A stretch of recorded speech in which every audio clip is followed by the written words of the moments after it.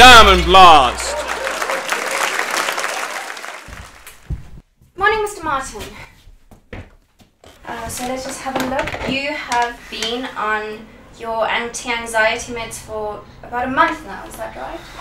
And you've been taking them every night on a full stomach at the same time? And yet you say you are still experiencing some anxiety, is that correct? A little bit. Well, Mr. Martin, tell me what in specific is bothering you today. Look, I know it sounds crazy, but I saw it with my own two eyes. Last night, I was in my room. I had just gotten out of the shower, so I went to close the curtains. And that's when I saw it. I saw a shadowy figure with big, glowing eyes, and before I could scream, it was gone. Well, Mr. Martin, I can see you're very distressed. Of course I'm distressed. How would you feel if someone was following you? No one's following me. How would you think someone's following me? I'm sorry, that's not what I meant. I just mean... Well, there really was someone there last night, watching me through my window as I was getting dressed. Mr. Martin, I'm sorry, but last night I was at a very nice restaurant in Four Ways, and there were witnesses there, Mr. Martin. Many, many witnesses. I'm sorry, that's not what I meant. I just mean, well, someone was really there last night, watching me get Mr. Martin, I even kept the receipt. Let me just find it. Ah, here it is. Look, I had the cheesesteak. Now, I know my doctor told me that I should watch my cholesterol. He's not the boss of me. I mean, this is the 21st century. I'm not going to have a man tell me what I can and cannot do, Mr. Martin. What does that have to do with anything? Mr. Martin, the point that I'm trying so hard to make here is that last night I was at a very nice restaurant in Four Ways, so I physically could not have been there and in your garden, behind the water fountain, watching you through your window. Perhaps you're right. But this isn't the first time. Last week I was driving home from work when I saw a car in my rear view mirror. I had to basically drive over the bridge to get rid of it. Mr. Martin, I'm sorry, but we've been over this. Last week, as I have told you before, I was at my daughter's school play. Look, I even kept the hat she wore. Where's that hat? Here it is. Here's the hat. Now do you believe me? I do believe you. Mr. Martin, actually, I think you should write it down this time. Write it down so that next time you won't come in here accusing me. I'm sorry, I'm not accusing you, and I just think I'm on edge because there's been so much in the news lately. Which newspapers do you read? You know, Smith is a very common last name, you know, very common. And police and reporters, they exaggerate everything, everything. You cannot believe a word they say about anyone in particular. I'm sorry, but I have no idea what you're talking about. Mr. Martin, I'm sorry, but I've had it up to here. Actually, Mr. Martin, do you know what? I've had it all the way up to here with all your insinuations. The doctor-patient relationship is supposed to be built on trust, Mr. Martin, trust! And if you just come waltzing in here accusing me of all kinds of things, well, I don't think I can trust you anymore. And why should I? I don't need your help. You're completely bonkers for crying out loud. But in all my childhood dreams, I never imagined that I'd be marrying a real Prince Charming. I didn't think so either. A real Hoser Chief. Mom, I love you, Charles. Well, you see, honey, if you're going to tell everyone that I'm an African prince, you might as well use my African name. I'm Chief Lungi Sindaba. And in the traditional manner, I've prepared a praise song. But since my wife may not understand the lyrics, I've hired South Africa's top translator.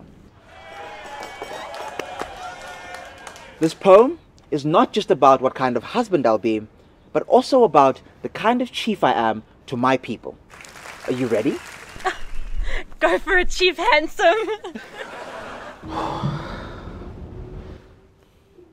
Ndingundaba. I am Daba. Ndingukhozo lomnya. I am the seed of all things beautiful. Nasentlamvini yomkhonto angenele. Even at the edge of a spear, I'm a tease. Abangizondayo umthatho ozala isilimo. Those that hate me, a tree will bear an idiot. Are you serious? Of course, babe. There's more. Dingowabantu anbopheli nje emkhayeni. I am of the people. I don't tie a dog to a shrub. Well, I'm glad, but I mean, why would This is how it ends. Are you ready? Is anybody ever really ready? Amaxhosa wonke azinwaya impandla. Athi liyanetha kwedini. Kanti uMageba yagobhoza. All the Xhosas scratch their bald heads, saying, "It is raining, my brother." In fact, it is Mageba flowing. Mlungisi, I'm beginning to feel a little bit uncertain about this whole thing. What? Why? Do I not sound enough like a great chief? Now, the translation was pretty much exact if you ask me. I'm calm, I'm caring, I'm unselfish, and I'm ubiquitous. How can anyone not love me? Well, I mean, between teasing a spear and a flow that connects bald cousins and confuses them, I mean, I don't know if I'm marrying a chief or a queen. I can't do this. Oigavalt! Like an immense, a tremendous, oh, flip it, man, do I look Jewish?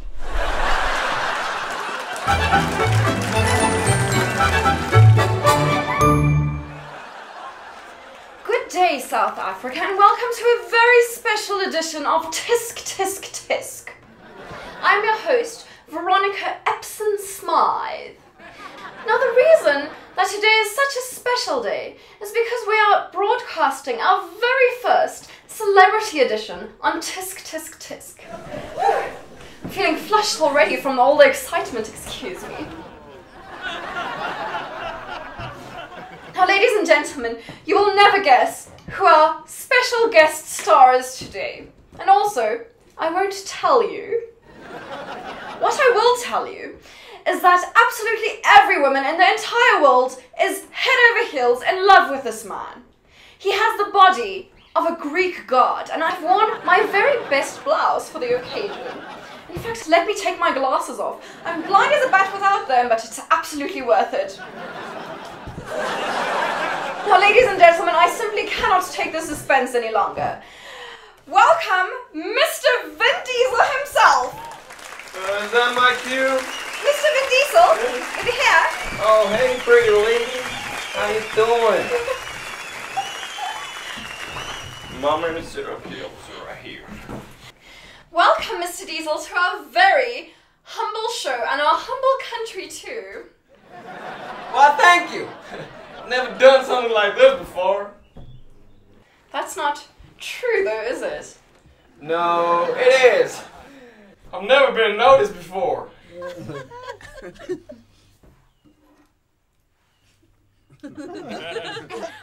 You are not Vin Diesel. Nope. I'm Vin Diesel. Then why did you say you were Vin Diesel? I didn't think anyone would notice. Just one letter. Well, this is an absolute disaster. Absolute disaster. Heads will roll. And while I will not point fingers on live television, Tracy, I am talking to you. Oh my God, I'm so sorry. Please don't fire me. It's just my husband was retrenched last week and with his spastic colon and his tennis elbow. It's just so hard. Well, Tracy, those are all things you should have thought of before you brought a man who is clearly not Vin Diesel onto my show. Well, now really, it's simply impossible to find skilled underlings these days. So, you want to feel my muscles? Yes, okay. Ooh, fun. Come on.